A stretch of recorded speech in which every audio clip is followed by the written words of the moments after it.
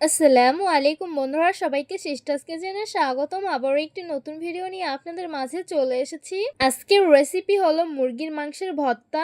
এই রকম ঝাল ঝাল করে মুরগির গোশত ভর্তা করলে ভোনা গোশত রেখে 2-3 প্লেট ভাত খেয়ে নিবে। তাহলে এত কথা না বাড়িয়ে চলুন রেসিপিতে যাওয়া যাক। এইখানে আমি হাড় ছাড়া মুরগির বুকের মাংস নিয়েছি।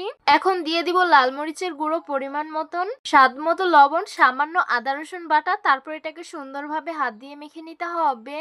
এই তো আমি মাংসগুলো সুন্দরভাবে মেখে নিয়েছি। এখন হাত ধুয়ে সামান্য পানি দিয়ে দিব। এই যে এটা বলক এসে পড়েছে, এখন একটু নেড়ে নিব। মুরগির 2-3 পিস মাংস দিয়ে কিন্তু এই ভর্তাটা বানানো যায়। এই তো পানিটা কিন্তু একেবারে শুকিয়ে নিয়েছি। এখন আমি এটাকে নামিয়ে ঠান্ডা করে নিব। চুলায় আরেকটি পাত্র বসিয়ে দিয়েছি। এখানে আমি পরিমাণ মতন সরিষার তেল দিয়ে দিব। 10-12টার মতন এখানে আমি শুকনো মরিচ দিয়ে দিব। মরিচগুলো আমি অল্প আঁচে মুচমুচে করে ভেজে নিব। এই তো মরিচগুলো ভাজা হয়ে গেছে। এখন একটি স্টেনার চাকনির সাহায্যে তেল ঝরিয়ে উঠিয়ে নিব। শুকনো মরিচ ভাজা তেলে এখন কুচিয়ে রাখা পেঁয়াজগুলো দিয়ে দিব। তারপর সুন্দরভাবে নেড়ে নিব। পেঁয়াজগুলো হালকা উনে এসেছে, গোটা চারেক রসুন দিয়ে দিব, গোটা চারেক কাঁচামরিচ দিয়ে দিব। তারপরে সবকিছুকে সুন্দরভাবে নেড়ে চেড়ে ভেজে নিতে হবে। সবকিছু আমি খুব ভালোভাবে ভেজে নিয়েছি। এখন একটি স্টেনের ছাঁকনির সাহায্যে এগুলোকে তুলে নিব। ভেজে রাখা শুকনো মরিচে সামান্য লবণ দিব।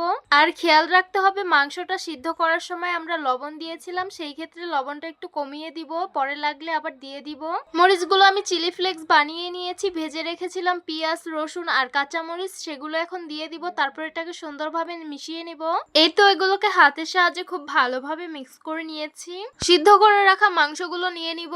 মাংসগুলোকে হাতের সাহায্যে খুব ভালোভাবে কুষ ছাড়িয়ে নিব। আপনারা একবার দেখলেই বুঝতে পারবেন এটা আমি কিভাবে করে নিচ্ছি। এইভাবে আমি সবগুলো করে নিব। এই তো আমি মাংসগুলো ছাড়িয়ে নিয়েছি। এখন সবকিছুর সাথে এটাকে খুব ভালোভাবে মিক্স করে নিতে হবে। এখন আমি কুচিয়ে রাখা পেঁয়াজগুলো দিয়ে দিব আর বিলাতি ধনিয়া পাতা কুচি দিয়ে দিব।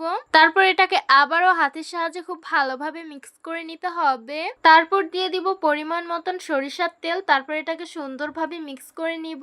এইভাবে আমি সুন্দরভাবে মিক্স করে নিয়েছি। এখন হাতের সাহায্যে বল বানিয়ে নিব। এখন শুধু গরম ভাতের সাথে মাংসের ভর্তাটা পরিবেশন করার পালা।